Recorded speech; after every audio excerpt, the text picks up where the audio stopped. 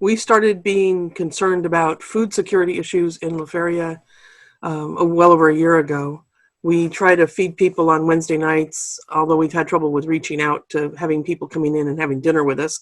But we started blessing boxes outside the church. In a lot of places, you put food out and other people contribute the food. In our town, it's not even barely a town, it's very tiny. And so many of the people are poor that we put food in and we put food in and we put food in. Right now, we're filling those boxes 3 times a day, and they just empty out with people needing the food.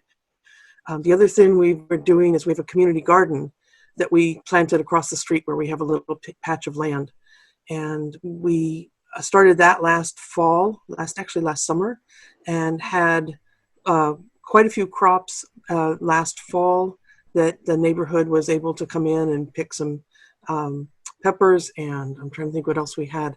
We had peppers. I know the peppers were really popular. I can't remember right offhand what all we had. This year we have 2 men who we have asked in the congregation who are working to expand the garden. We had started with raised beds, and they are keeping a few of the raised beds, but they're taking down more of them so that they can have more space and plant more crops. And we're trying to build up the garden as much as we can so there'll be more food for the community this fall and this winter. That's the project, is helping to feed our neighborhood. It actually got started with a Wednesday night class. Beth Truex is one of our elders,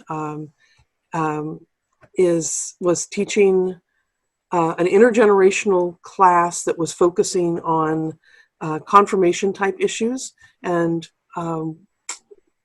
they began talking about how they could reach out and help the town.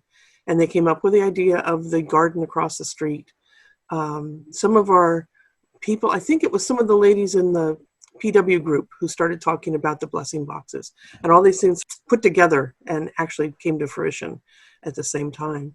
The kids came up with the idea and helped design how the garden would lay out. We actually own a bigger piece across the street, and we have a labyrinth that we've built and a little prayer garden next to that. And then on the other side of the prayer garden is the community garden, the vegetable garden, herbs and vegetables, actually.